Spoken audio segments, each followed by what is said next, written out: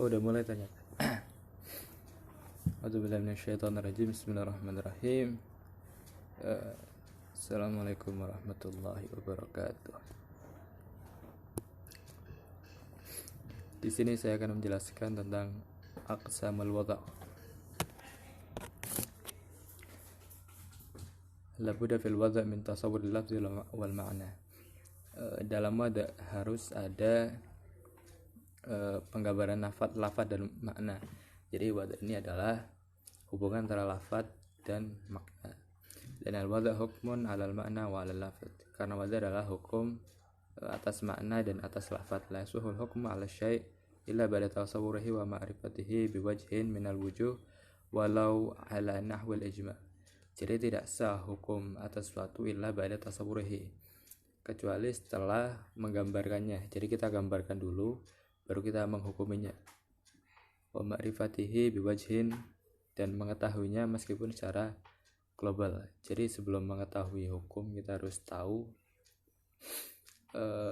apa ini dulu secara global. Dan atas suruh, karena dan atas suruh syai' qad yakunu bi nafsihi wa qad yakunu bi wajhihi. Karena penggambaran sesuatu kadang dengan dirinya atau dengan bentuk yang sepertinya. Misalkan saya menggambarkan manusia. Nah, manusia ini yang saya gambarkan itu adalah bentuknya, bukan manusia itu sendiri. Tapi kalau misalkan saya bilang misalkan Arjuna, nah saya ini menggambarkan nafsihi atau orang itu sendiri, bukan secara garis besar manusia. Tapi kalau Arjuna itu orang, yakunu bihi ya yaitu bitasawwur unwanin am yantabiqu alaihi wa yusharu bihi ilai. Seperti yang saya jelaskan tadi bahasanya bitasawwur unwan. Jadi yang saya gambarkan adalah unwan am, yang umum, yantabiqu alaihi, yang menunjukkan atas bentuk manusia itu. Idh yakunu dzalikal unwanul am mar'atun wa kashifan anhu, karena unwan itu adalah cermin. Jadi ketika kita berbicara, kita tidak melihat pada perkataan itu, tapi kita langsung tabadur kepada maknanya. Sebagaimana kita kalau melihat cermin, kalau kita melihat cermin, kita tidak melihat cerminnya, tapi melihat orang atau gambar yang ada di dalam cermin itu, yaitu diri kita sendiri. Langsung saja, di sini ada banyak penjelasan. Wala hadza fa innahu yakfina fi sihhatil wada' lil makna an natasawwarahu biwajhihi kama law kunna tasawwarnahu bi nafsihi. Maka dari sini kita mencukupkan fi sihhatil wada' lil makna, bahwasanya sahnya wada' atau penetapan suatu makna untuk makna itu sendiri. Anatasawwaruhu biwajhihi, yang mana kita menggambarkannya dengan bentuknya. Kamalau kunna tasawwarna binafsihi, sebagaimana kalau kita menggambarkannya dengan bentuknya. Misalkan saya bilang manusia atau saya bilang mobil. Nah, gambaran yang terbentuk dalam pikiran kalian adalah mobil, ya benda yang demikian, yang beroda 4, ada setirnya dan lain sebagainya. Itu biwajhihi.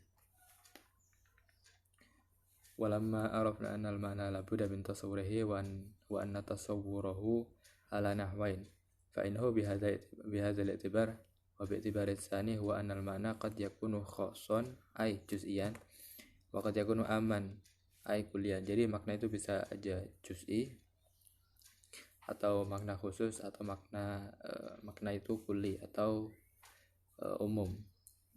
Naqulu innal wada' yanqasimu ila arba'ati aqsam aqliyah. Jadi wada' itu secara akal dibagi 4. Ada 4 wada'. Yang pertama, ayakunal ma'nal mutasawwir juz'iyan wal mawdu' lahu nafsu dzalikal juz'i. ayakunal ma'nal mutasawwar. Jadi makna yang digambarkan juz'iyan itu juz'i partikular, wal maudhu' lahu nafsu dzalikal juz'i. Dan yang dimaksud dari makna itu juz'i itu sendiri, wal maudhu' lahu nafsu dzalikal juz'i. Ai anal maudhu' lahu ma'nal mutasawwir bi nafsihi la bi wajhihi. Yaitu bahasanya maudhu' atau yang dimaksud dari makna itu adalah atau yang digambarkan dari makna itu adalah binafsihi la biwajhihi, yaitu makna itu sendiri. Misalkan gini, wa sama hadzal qasam al wadu' khas wal maudhu' lahul khas. Dan bagian ini dinamakan wadu' khusus dan diletakkan untuk hal yang khusus. Misalkan nama seseorang, ketika saya bilang Arjuna, maka itu kan wadu' khas, al wadu' khas wal maudhu' lahul khas, dan diletakkan untuk orang yang khusus juga, yaitu Arjuna yang mana orang dari NTT atau dari NTB, yang seperti teman-teman tahulah, begitu bentuknya Arjuna, sosok Arjuna. Itu wadu' khas wal maudhu' lahul khas. Kemudian ayakunal mutasawwar kulliyan wal maudhu' lahu nafsu dzalikal kulli. Ayakunal mutasawwar yang digambarkan itu kulli, wal maudhu' lahu nafsu dzalikal kulli, dan yang digunakan itu kulli juga. Misalkan mobil mobil ini adalah makna kulli dan digunakan untuk hal-hal yang kulli juga. Ai anal maudhu' lahul kulli al mutasawwir bi nafsihi la bi wajhihi. Ai wa sama hadzal qism al wad'am wal maudhu' lahul am. Dan bagian ini dinamakan wad'am wal maudhu' lahul am. Wad'nya itu umum dan wal maudhu' lahul am, dan digunakan untuk hal-hal yang umum. Misalkan mobil. Nah, mobil ini adalah perkataan atau wada' yang umum diciptakan. Wal maudhu' lahul am, dan digunakan juga untuk hal-hal yang umum. Jadi setiap kendaraan yang beroda 4 yang bentuknya demikian itu dinamakan mobil. Itu wada'am. Jadi penggambaran mobil itu umum. Wal maudhu' lahul am, dan maudhu'nya itu juga hal yang umum. Beda dengan Arjuna tadi. Kalau Arjuna kan yang digambarkan juz'i, dan maudhu' lahu juga juz'i, juga khusus. Tapi kalau mobil mutasawwarnya umum, wada'nya umum, kemudian maudhu'nya juga umum. Kemudian yang keempat, ayakunal mutasawwar juz'iyan wal maudhu' lahu kulliyan. Ayakunal mutasawwar yang digambarkan itu juz'iyan, hal yang juz'i, wal maudhu' lahu kulliyan, dan maudhu'nya itu untuk hal yang kulli. Wal maudhu' lahu kulliyan lidzalikal juz'i, untuk hal yang juz'i itu. Wa sama hadzal qism al wada' khas wal maudhu' lahu al 'am. Dan wa sama hadzal qism, dan dinamakan bagian ini adalah wada' khas wal maudhu' lahu al 'am. Wada'nya itu khusus, wal maudhu', dan maudhu'nya umum. Misalkan apa? Misalkan ini digunakan dalam misalkan dhamir. Yang ketiga ya, al ayakun al mutasawwar kulliyan wal maudhu' lahu afraduhu dzalikal kulli. Ayat ini bagian ketiga.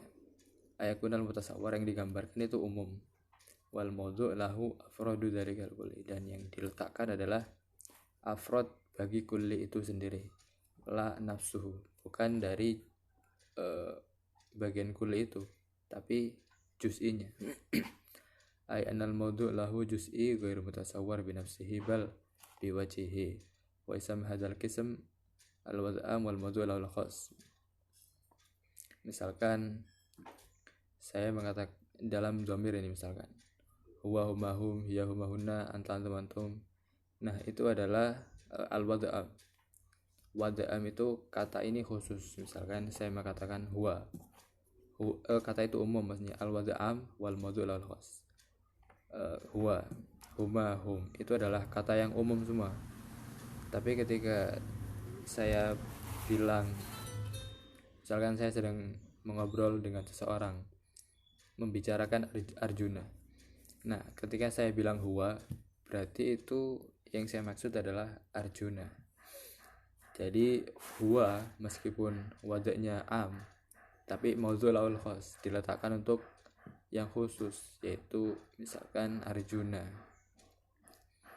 Itu bagian ketiga. Ayakun bagian ketiga al-wada'am wal maudhu' lahul khas. Dan bagian keempat, ayakun al-musawwar juz'iyan. Yang digambarkan ini adalah hal yang juz'i, wal maudhu' lahu kulliyan, dan maudhu'nya itu kulli, lidzalikal juz'i, untuk hal yang juz'i itu. Wa isam hadzal qism, dan bagian ini dinamakan al-wada' khas wal maudhu' lahul am. Jadi wada'nya khusus, maudhu' lahul am, diletakkan untuk hal yang umum. Misalkan Albert Einstein. Nah, Albert Einstein ini adalah orang yang pintar, jenius, dan lain sebagainya. Nah, Albert Einstein ini adalah awalnya adalah wada' khas. Wada'nya itu khas, digunakan untuk nama seseorang penemu Albert Einstein, penemu teori kimia atau penemu nuklir, Albert Einstein. Nah, ini adalah wada' khas. Tapi wal maudhu' lahul am, digunakan untuk hal yang umum. Misalkan ketika ada di kelas, suatu kelas ya, kemudian ada anak yang jenius, wah ini Albert Einstein ini. Nah, ketika saya bilang wah ini Albert Einstein, itu kan Albert Einstein ini sekarang digunakan untuk hal yang umum. Jadi untuk menyatakan orang yang pinter, jenius, cerdas, dan lain sebagainya. Jadi awalnya wada' khas, Albert Einstein, nama orang, tapi maudhu' lahul am, diletakkan untuk hal yang umum, yaitu tadi untuk menggambarkan orang yang pintar, jenius, cerdas, dan lain sebagainya.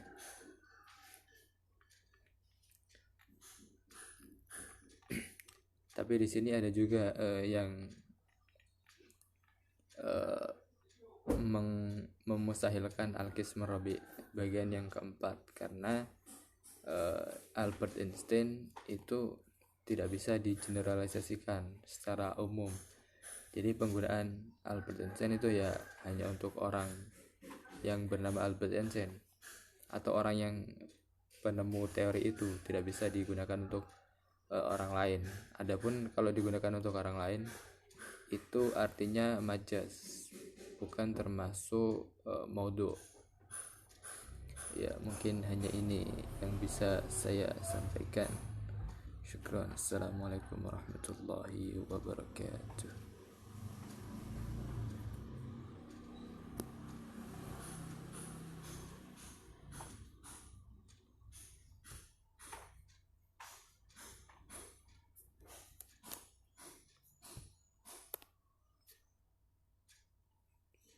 Bagaimana menyimpannya?